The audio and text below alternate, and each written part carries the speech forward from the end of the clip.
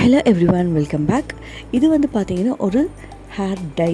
இது எப்படி யூஸ் பண்ணுறது, எப்படி பண்ணுறது அப்படின்னு பார்த்தீங்க அப்படின்னா, இந்த மாதிரி ஆனியன் இருக்குது இல்லைங்களா, இதோட மெல்லிசான தோலை வந்து மட்டும் அந்த மேலால் அந்த தோல் மட்டும் பேப்பர் மாதிரி இருக்கும், அது மட்டும் உரித்து ஒரு கைப்பிடி அளவு எடுத்து வச்சுக்கோங்க. இதை வெறும் ஒரு ட்ரை ஆன ஒரு பாத்திரத்தில் போட்டு நல்லா இப்படி லைட்டாக ஃப்ரை பண்ணி விட்டுட்டு, இது கூட ஒரு பிஞ்சு மஞ்சள் பொடி போட்டு நல்லா வந்து இந்த மாதிரி வந்து நம்ம ஃப்ரை பண்ணிகிட்டே இருந்தால் நல்ல டார்க்கு ஒரு பிளாக்கிஷ் கலரில் மாறும். அதுக்கப்புறம் இதை ஆஃப் பண்ணி வச்சுட்டு நம்ம நல்லா ஆறின பிறகு பொடி பண்ணி வச்சுக்கலாம். இந்த டை வந்து பார்த்திங்க அப்படின்னா நம்ம குழந்தைகளுக்கு கூட யூஸ் பண்ணலாம். என்கிட்ட வந்து ஒரு கிளைண்ட்டு, ஒரு அம்மா வந்துட்டு அவங்க பொண்ணுக்கு வந்து பார்த்திங்கன்னா ஒயிட் ஹேரு, அதாவது அந்த பொண்ணு வந்து பார்த்திங்கன்னா ஒரு 8th 9th தான் படிக்கிறாங்க. அவ்வளோ ஒரு ஒயிட் ஹேரு. ஸோ எங்கேயாவது ஃபங்க்ஷன் போனால் நான் ஹேர் கலரிங் பண்ணுறேன் அப்படின்னா அவ்வளோ ஷாக் ஆகுது எனக்கு.